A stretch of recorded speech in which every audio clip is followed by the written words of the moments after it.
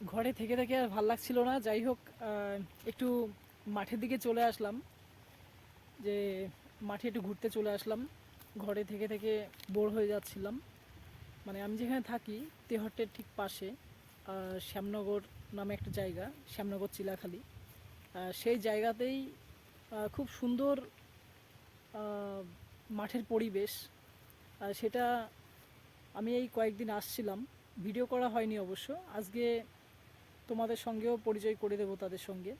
মানে মাঠে অনেক, এই শীতকাল এখন, শীতকালে অনেক সুন্দর ফসল হয়। মানে আমার পেছনেই দেখতে পাচ্ছ কি সুন্দর অপরূপ দৃশ্য গ্রাম বাংলার। দেখো কি সুন্দর লাগছে। দেখো এক এক করে সব ফসল তোমাদের সঙ্গে আমি তুলে ধরবো, যে কৃষকরা কি কি ফসল চাষ করে। আর যেখানে আমি আছি, মানে আমার ঘরের ঠিক সামনে দিয়ে একটা রাস্তা আর কি, গ্রামের রাস্তায় আর কি ঢুকে পড়ে। সেই রাস্তায় আর কি ঢুকেই আমি এসছি এখানে।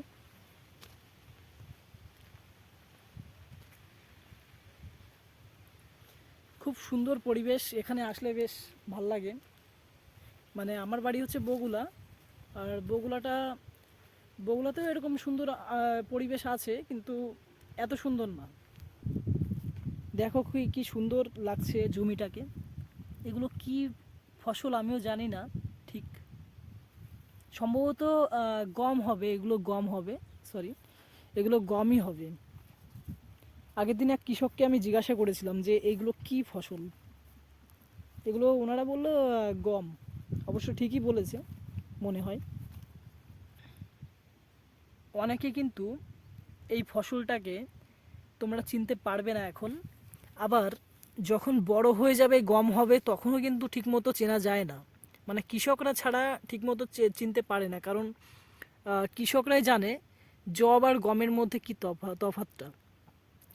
তো তোমরা দেখে নাও, এটা কিন্তু গম, এটা গম গাছ।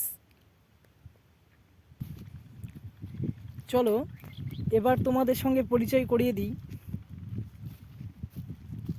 যেটার সঙ্গে পরিচয় করাতে যাচ্ছি সবাই সম্ভবত জানো যে আমি কি দেখাতে চলেছি। এটা হচ্ছে সর্ষে গাছ, যেটা থেকে তেল তৈরি হয়, সর্ষের তেল। অলরেডি দেখো ফুল কিন্তু সেরকম একটা নেই এই গাছগুলোতে। ওই যে ওই পাশে ওইগুলোতে ফুলগুলো রয়েছে, মানে এখনও ফলটা হয়নি, কিন্তু এই ফলগুলো কিন্তু হয়ে গেছে, দেখেছো?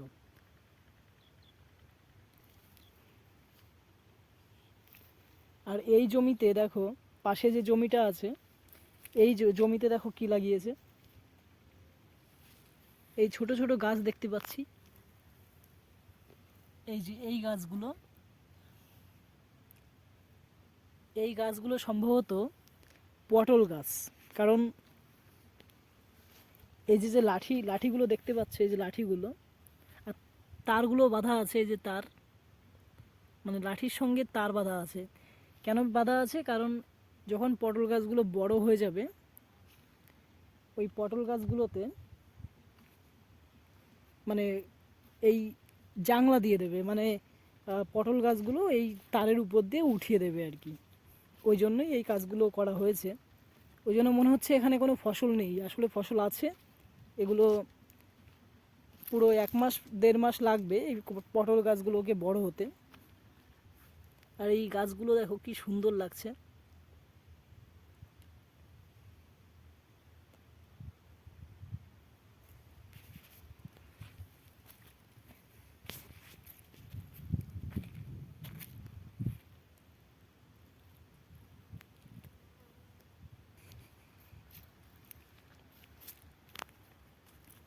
এবার ঘুরতে ঘুরতে ঘুরতে ঘুরতে চলে আসলাম পেঁয়াজের বাগিচার মধ্যে। মানে পেঁয়াজ চাষ যেখানে হয় আমি সেখানে চলে এসেছি। আর ছোটো ছোটো এখানে কিন্তু পালং শাকও দেখতে পাচ্ছি। আবার মানে মিশ্র আর কি চাষ হয়েছে, মিশ্র চাষ। মানে এখানে এই যে পালং চাষ হয়েছে, আবার এর মধ্যে ওই ভেতো শাক বলে একরকম, ভেতো শাকও আছে। আবার ছোটো ছোটো পেঁয়াজ গাছও আছে। আবার এখানে বাঁধাকপি দেখতে পাচ্ছ, এই যে বাঁধাকপির চাষও রয়েছে, আর এখানে রয়েছে পেঁয়াজের চাষ কিছুটা। ওই যে ওইখানে দেখা যাচ্ছে পেঁয়াজের চাষ দেখা যাচ্ছে, দেখো পেঁয়াজের জমি। পেঁয়াজ মোটামুটি এই পেঁয়াজগুলোই উঠবে মানে যখন গরমের ছুটি আমাদের, মানে ওই এপ্রিল মে মাসের দিকে কিন্তু এই পেঁয়াজের ফসলগুলো উঠবে। এখানে আবার রয়েছে আলু চাষ। এই আলু চাষ কিন্তু এইটা সম্ভবত কি গাছ হতে পারে বলো তো, মানে কি আলু চাষ, কি আলু হতে পারে বলো। আসলে এগুলো কিন্তু চন্দ্রমুখী আলু না, এটা যেগুলো বাজারি আলু, মানে মাজলা আলু বলে, মাজলা আলু মানে যেগুলো হুগলির দিকে আলু চাষ বিখ্যাত, হুগলি বর্ধমান, ওই হুগলির দিকে কিন্তু এই আলুগুলোকে বলা হয়েছে মাজলা আলু। কারণ হুগলি জেলাতে আমি ছিলাম 3 বছর। আবার এখানে কলার চাষও করেছে, দেখো এই দেখো কলার কাঁদি রয়েছে অলরেডি, কিন্তু কলাগুলো ভালোই বড় হয়ে গেছে, মানে কলাগুলো কেটে নিয়ে যাবে সম্ভবত কিছুদিনের মধ্যেই। এই কলাগুলো কিন্তু কাঁচা কাঁচা অবস্থায় কিন্তু কেটে নেয়, কারণ মানে বেশি বড় হলে ওরা কাঁচা অবস্থায় কেটে ওরা কিন্তু ওই জাগ দিয়ে দেয়, জাগ মানে হচ্ছে কার্বাইড দিয়ে জাগ দিয়ে দেয়। এগুলো কি সুন্দর না, গ্রাম বাংলার অপরূপ দৃশ্য দেখো।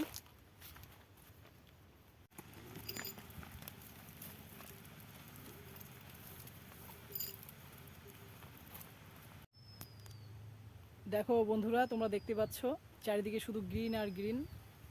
তো ওয়াও কি গ্রিন লাগছে। এই ডায়লগটা কোন ফিল্মের ডায়লগ বলো তো, যে চারিদিকে শুধু গ্রিন আর গ্রিন।